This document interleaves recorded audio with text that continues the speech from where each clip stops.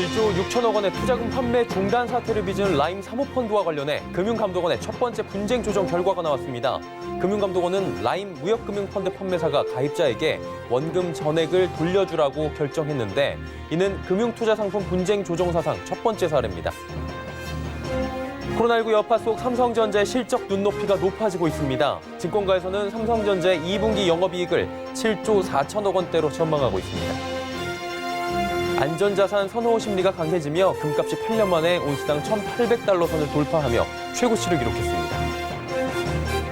정부의 6.17 부동산 대책과 관련해 소급 위헌 논란까지 불거지며 파장이 가라앉질 않고 있습니다. 6.17 대책으로 피해를 입었다고 주장하는 사람들은 현재 집회 및 위헌 소송까지 검토하고 있는 것으로 알려집니다. 센 경제라이브 시작합니다.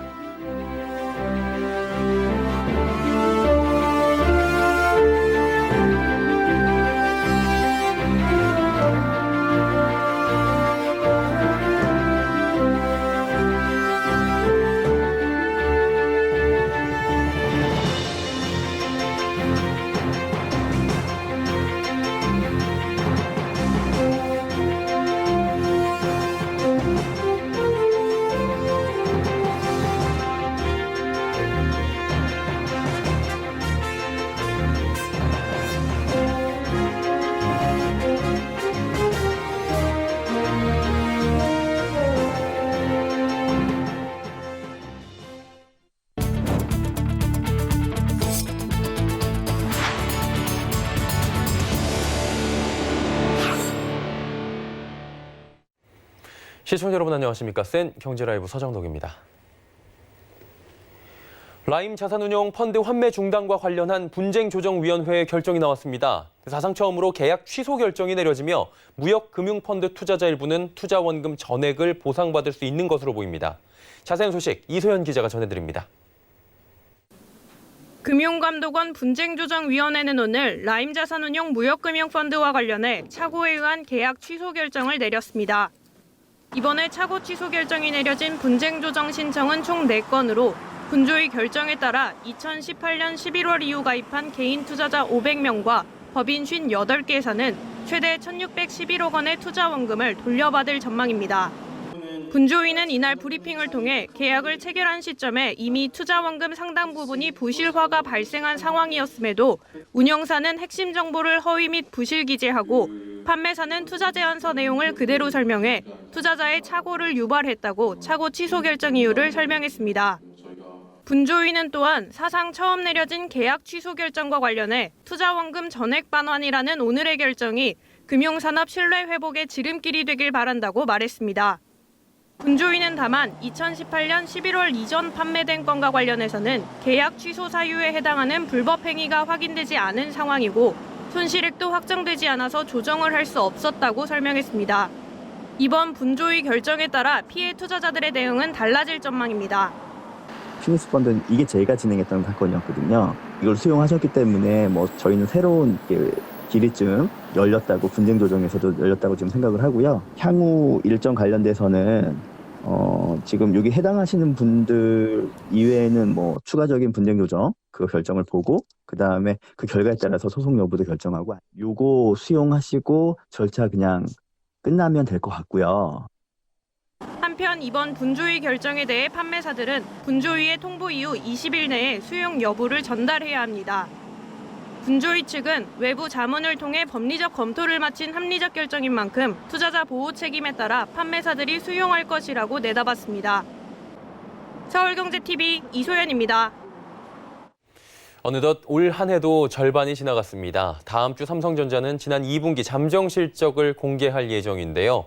코로나19의 영향이 본격화해 최악의 성적표가 나올 것이란 당초 예상보다 훨씬 양호한 실적을 거뒀을 것이란 전망이 잇따릅니다. 정훈규 기자입니다. 지난 1분기 실적 선방에도 삼성전자를 바라보는 눈길엔 불안감이 컸습니다. 세계 경제를 얼어붙게 한 각국의 코로나19 봉쇄 조치가 3월 중후반부터 본격화해 그 충격이 2분기 성적표에 드러날 것으로 예상된 탓입니다. 그러나 2분기를 넘어선 지금 불안감은 기대로 바뀌고 있습니다. KTB투자증권은 삼성전자의 2분기 영업이익 전망치를 기존 약 6조 원에서 7조 4천억 원으로 상향했습니다. 이 밖에 하이투자증권이 영업이익 6조 8천억 원, KB증권이 6조 6천억 원을 예상했습니다. 애초 2분기 영업이익이 6조 원을 밑돌 것이란 전망이 많았지만 최근엔 시장 평균 전망치도 6조 원을 훌쩍 넘습니다. 삼성전자에 대한 눈높이가 높아진 것은 매출 비중이 80%에 달하는 반도체 사업이 호조를 보였기 때문입니다. 우선 글로벌 디램 가격이 지난 1월 반등한 이후 5개월 연속 올라 3달러 선을 회복했습니다. 이에 따라 지난 1분기 4조 원대였던 반도체 영업이익은 2분기에 무난히 5조 원을 넘길 것으로 보입니다. 미국 마이크론이 최근 예상 밖의 호실적을 발표한 점도 삼성전자에 대한 기대감을 키웁니다. 마이크론의 실적이 좋다는 것은 1위인 삼성전자 반도체 실적도 나쁘지 않았음을 의미합니다. 스마트폰 사업을 담당하는 IM 부문 영업이익 전망치는 1조 원 중후반입니다. 5월 이후 판매가 회복세를 보여 예상보다 상황이 괜찮다는 전망입니다. 가전 부문 역시 대형 TV와 위생 가전 등 일부 제품 판매 호조로 최악은 피한 것으로 보입니다. 영업이익은 지난해 2분기에는 못 미치겠지만 지난 1분기와 비슷한 5천억 원 안팎으로 전망됩니다. 서울경제TV 정훈규입니다. 금값이 8년 만에 온스당 1,800달러를 돌파했습니다. 코로나19 여파, 또 미중 갈등 등 안전자산 선호 심리가 불거지며 금값이 2011년 이후 최고치를 기록한 겁니다. 현지 시간으로 30일 미국 뉴욕 상업거래소에서 8월 인도분금은 전날보다 온스당 1.1% 오른 1,800.50달러를 기록했습니다. 월가에선 금값이 사상 최고치를 갈아칠 수 있다는 관측이 쏟아지고 있습니다. 블룸버그에 따르면 골드만삭스는 금값이 향후 12개월 동안 2,000달러까지 오를 수 있다고 전망했습니다. 6월 수출이 코로나19 여파로 3개월 연속 두 자릿수대 감소폭을 나타냈습니다. 산업통상자원부는 6월 수출이 지난해 같은 기간보다 10.9% 줄어든 392억 1,300만 달러에 그쳤다고 밝혔습니다. 수입은 11.4% 줄어든 355억 4,700만 달러로 집계됐습니다. 수출보다 수입이 더 많이 줄며 무역 수지는 36억 6,600만 달러 흑자를 기록했습니다. 수출은 2월 3.5% 증가해서 3월 1.6% 감소로 돌아선 뒤 4월 마이너스 25.5%, 5월엔 마이너스 23.6%에 이어 석 달 연속 두 자릿수대 감소폭을 보인 겁니다. DB그룹이 김남호 DB금융연구소 부사장이 회장에 오르며 2세 경영 시대를 열었습니다.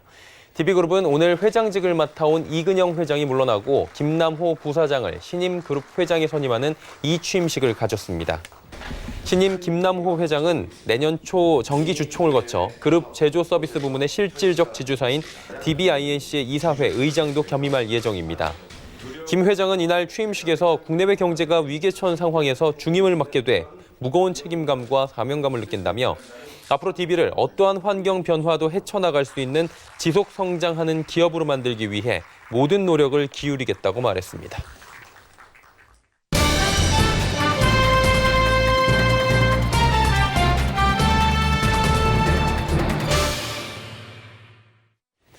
금융투자상품 분쟁 조정 사상 처음으로 나온 원금 100%를 돌려주라는 금감원의 결정에 금융권은 물론이고 법조계에서도 남다른 관심을 보이고 있다고 합니다. 투자 제안서의 핵심 정보들을 허위 또는 부실하게 기재했다는 이유인데요. 과연 어떤 내용들인지 금융팀의 정순영 기자 연결해서 알아보도록 하겠습니다. 안녕하세요. 네, 안녕하십니까. 예, 처음으로 역대 최고 비율, 그러니까 전액이죠. 100% 배상 결정을 내렸는데 근거 먼저 좀 들어볼까요? 네, 분조위가 100% 배상 결정을 내린 4건의 판매사는 우리은행, 하나은행, 신한금융투자, 미래에셋, 대우인데요. 라임운용과 신한금융투자는 2018년 11월 IIG 펀드의 부실을 알고도 운용 방식을 변경해가면서 펀드를 판매한 것으로 드러났습니다. 계약 체결 시점에 이미 투자 원금의 최대 98%에 달하는 손실이 발생한 상황에서 투자 제안서의 수익률, 투자 위험 등 핵심 정보들을 허위, 부실하게 기재해서 투자자의 착오를 유발했다는 것이 분조위의 결정의 근거입니다. 합리적인 투자 판단의 기회가 박탈된 점을 고려할 때 투자자에게 중과실이 있다고 보기는 어렵다는 겁니다. 그렇다면 언급해 주신 4곳 이외에도 판매한 곳들이 있을 텐데 이곳들은 어떤 결정이 내려질까요? 은행권에서는 좀 부담스러운 금액일 것 같은데요. 그렇습니다. 분조위가 이번 회의에서 대표적인 유형을 뽑아서 심의한 만큼 사실상 2018년 11월 이후 펀드에 가입한 투자자 전원에게 원금 전액을 돌려줄 결정을 내린 것이라고 봐도 무방합니다. 2018년 11월 말 이후 판매된 펀드의 규모는 1,900억 원 정도인데 중도 환매된 금액을 빼면 1,611억 원 정도가 남아 있습니다.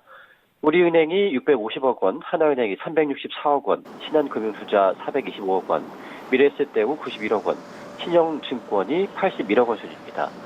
은행권에서는 원금을 100% 반환하더라도 크게 부담스러운 수준은 아니라서 판매사 대부분이 수용할 가능성이 점쳐지고 있습니다. 그 이전에 투자했던 피해자들의 경우에 불안전 판매로 분쟁 조정 대상에 오를 예정인데요.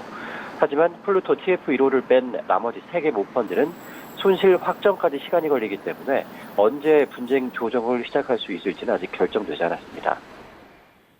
이게 라임이 투자 제안서에 11개에 달하는 부실, 허위 내용 담아서 판매사들한테 전달했고요. 이 판매사들은 검증 없이 그대로 판매를 한 거잖아요.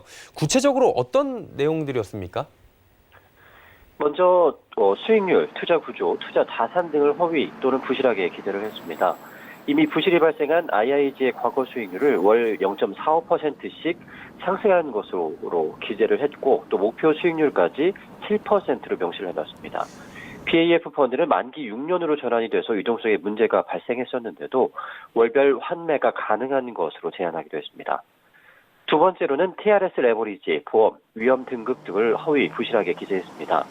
TRS 레버리지를 이용해서 투자 원금의 100%까지 대출을 받는 것으로 기재를 했는데 실제로는 146%까지 대출을 확대했습니다. 또 보험에 가입된 무역금융에만 투자를 한다고 해놓고 실제 보험 가입 비율은 50%에 불과했고 펀드 자산의 30%를 신용보험에 가입된 CI 펀드에 투자하겠다고 했지만 실제로는 전부 무역금융펀드에 투자했습니다. 세 번째로 투자 대상인 모펀드의 수익률을 허위 부실하게 기재했습니다. 모펀드가 2018년 11월 설정이 됐는데도 2017년 11월부터 연 환산 수익률 9.25%를 실현하고 있는 것으로 기재를 한 겁니다. 또 부실이 발생한 IIG에 상당 비중을 투자하고 있는 모펀드 기대 수익률을 6% 수준으로 적기도 했습니다. 예, 총체적 난국이다 이렇게 좀 표현이 될 수 있을 정도로 지금 상황이 안 좋은 건데 조사를 통해서 라임 사태를 면밀하게 들여다보고 있던 분조위 측은 어떤 입장입니까?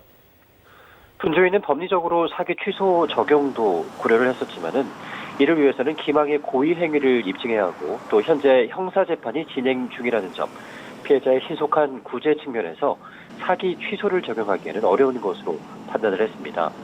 TLF의 경우 마이너스에서 판매됐더라도 장래 금리 회복 가능성이 높았지만 라임펀드는 IIG 펀드 자체가 이미 부실이 발생했고 더 이상 회복하기 불가능한 상태이기 때문에 이 같은 결정을 내리게 됐다고 밝혔습니다. 한마디로 이런 부실 허위 펀드를 판매한 은행들도 문제가 있는 게 아닌가 싶습니다. 법리적으로 지금 반론이 들어올 가능성은 없는 겁니까? 금융당국은 이번 결정에 법적으로는 문제가 없다는 입장입니다. 착오에 의한 계약 취소를 인정한 2016년 대법원 판례가 있기 때문인데요. 피닉스 사모특별자산 투자신탁 제14호 펀드입니다. 항공기 신규 노선 운항 수익을 배분하는 피닉스 펀드의 투자 제안서에는 신규 노선 인허가 완료라고 기재가 돼 있었지만 실제로는 비정기 노선 인허가 완료, 정기 노선 인허가 신청 상태로 기재가 돼 있어서 이후에 정기 노선 인허가가 불허가 됐고 펀드에 손실이 발생했었는데요. 당시 펀드를 판매한 우리은행과 NH투자증권, SK증권을 상대로 투자자들이 소송을 진행한 결과 대법원이 착오에 의한 계약 취소를 인정해서 투자 원금 전액 반환이 이루어진 바가 있습니다. 이번 분조위 결정은 권고 사안입니다. 그렇기 때문에 판매사가 조정안을 거부한다면 법정 다툼까지 비화될 수 있다고 합니다. 금융감독원은 이럴 경우를 대비해서 투자자들에게 대한 법률 지원을 제공할 계획이라고 합니다. 모쪼록 양측의 조정안이 별 탈 없이 수용되길 기대해 보도록 하겠습니다. 정순영 기자와 함께했습니다. 고맙습니다. 고맙습니다.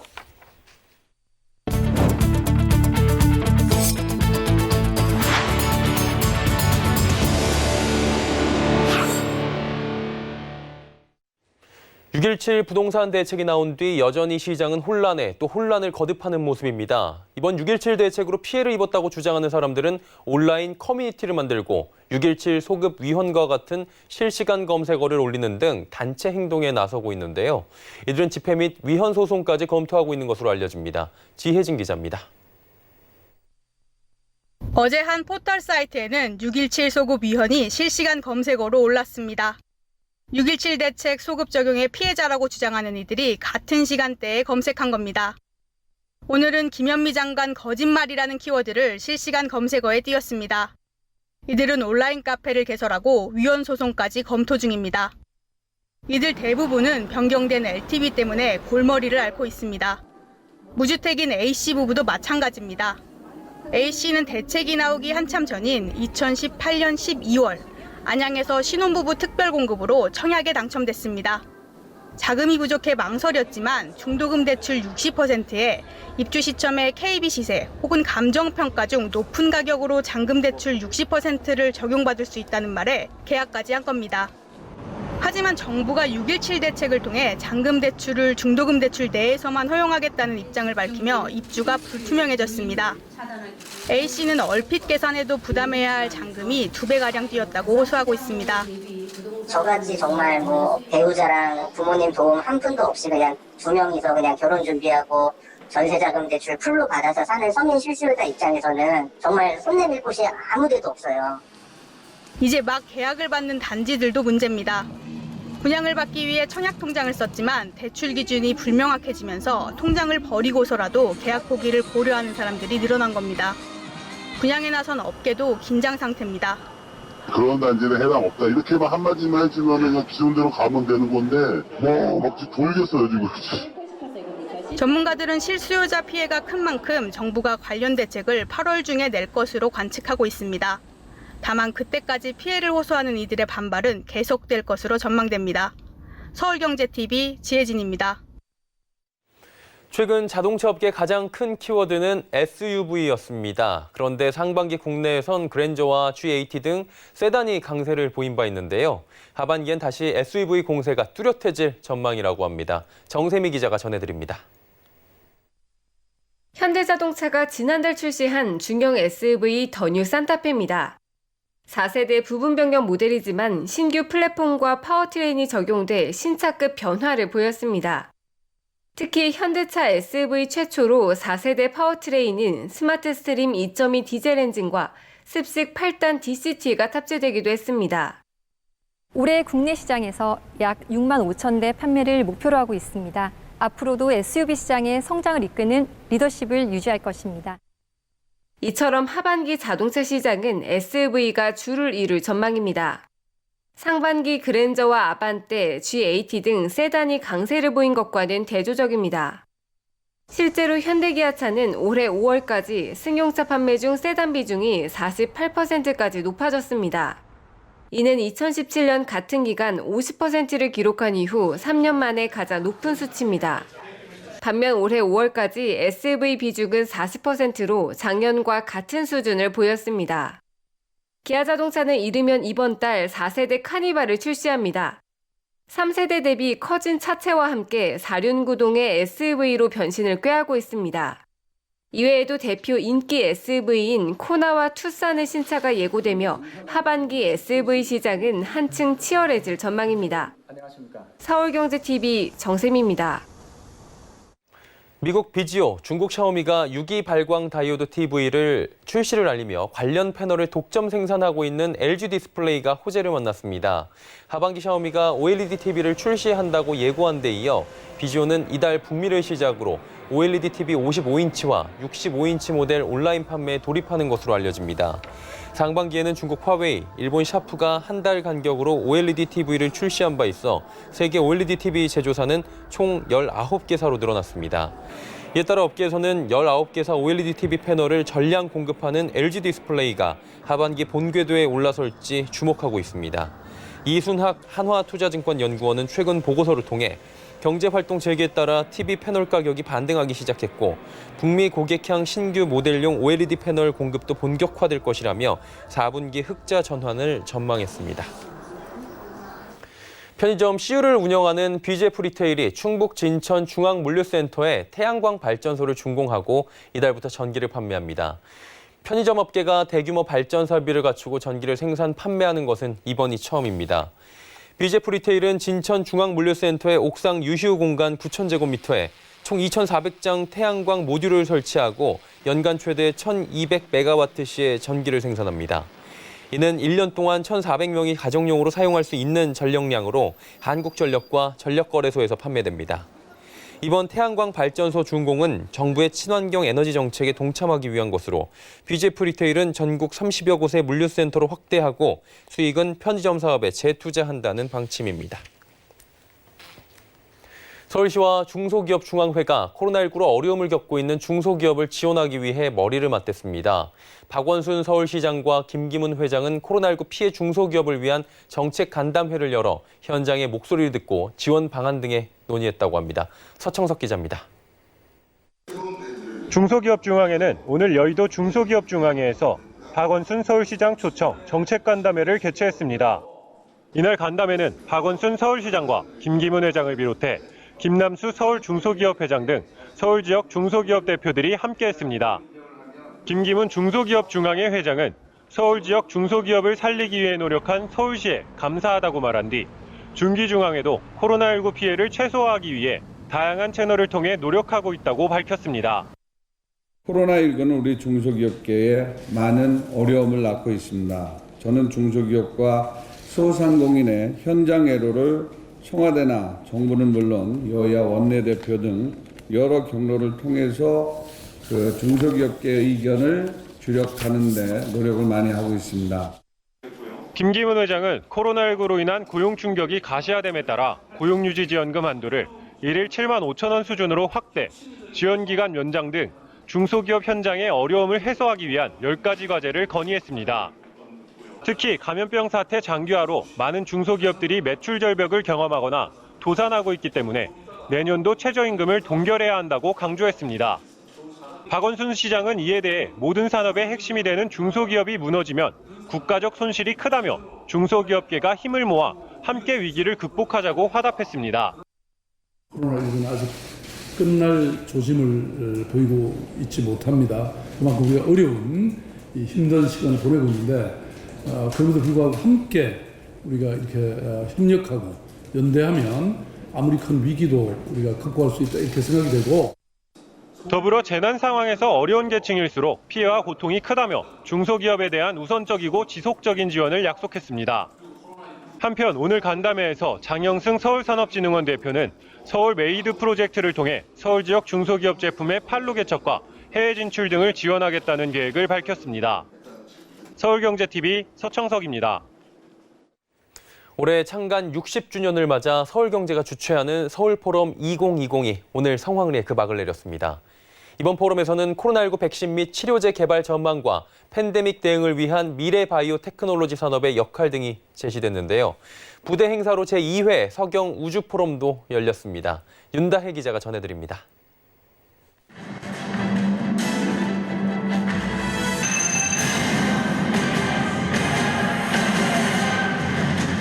올해 11회째를 맞은 서울포럼 2020은 어제부터 이틀간 포스트 코로나 국가생존 전략 과학기술 초격자가 답이다를 주제로 그랜드 앤 비스타 워커힐 서울에서 진행됐습니다. 바이러스의 전문가로 불리는 메이선 울프 메타바이오타 창립자 겸 이사회 의장은 기조 강연에서 팬데믹 때 리스크의 과학기술로 회복 탄력성을 키워야 한다고 강조했습니다. 네이선 울프 의장은 공공이든 민간이든 코로나19 같은 리스크에 노출된 이후에 회복 탄력성이 중요하다며 회복 탄력성에 투자하는 기업들이 미래 경쟁력 또한 갖출 것이라고 내다봤습니다. 이어 울프 의장은 과학기술이 코로나19 이후 직면한 난제를 해결할 유일한 솔루션이라며 지금의 위기를 미래에 또 발생할 전염병에 대한 대응 능력을 제고하는 기회로 살려야 한다고 역설했습니다. 포럼 이틀째인 오늘 인공지능의 미래를 주제로 한 특별 강연에 나선 스튜어트 러셀 UC 버클리대 교수는 AI의 빠른 발전 속도는 새로운 응용기술 영역을 열 것이라며 이 영역을 이용해 새로운 산업을 만들어내는 기업과 국가만 생존할 것이라고 설파했습니다. 이번 포럼에서는 코로나 팬데믹 상황에 맞춰 랜선 참가 등 사이버 포럼의 모습도 선보였습니다. 200여 명의 랜선 참가자들이 대형 발광 다이오드 화면을 통해 등장하고 이들의 질문에 연사들이 답변하는 모습이 이어졌습니다. 코로나19 이후 글로벌 포럼의 새로운 롤모델을 제시한 겁니다. 또 행사장에서는 현장 참가자들이 입장할 때부터 철저한 방역을 진행하고 자리 배치 역시 사회적 거리두기 1단계 지침에 따라 2m 간격을 유지하는 등 코로나19 감염 예방에 만전을 기했습니다. 서울경제TV 윤다혜입니다. 코로나19 여파에 도심에서 폐업한 음식점과 술집, 커피숍이 늘고 있습니다. 서울 열린 데이터 광장의 서울시 식품위생업소 현황 데이터를 분석한 결과 올해 1월부터 6월 말까지 강남구와 종로구, 또 중구에서 식품위생업소 4,219곳이 문을 닫았습니다. 이는 지난해 같은 기간 3,522곳이 폐업한 것과 비교하면 19.8%가 늘어난 수치입니다. 2019년 상반기에 폐업한 곳이 전년 동기 대비 9.6% 늘어났는데 올해는 증가율이 2배 이상으로 뛴 겁니다. 음식점과 술집, 카페, 편의점이 속한 식품위생업은 진입장벽이 낮아 자영업자들이 많이 몰리는 업종으로 코로나19에 장사를 아예 접거나 건물주와 임대 계약을 연장하지 않고 전출한 자영업자들이 생겨난 것으로 분석됩니다. 센 경제 라이브 저희가 준비한 소식은 여기까지입니다. 편안한 저녁 시간 보내시길 바랍니다. 고맙습니다.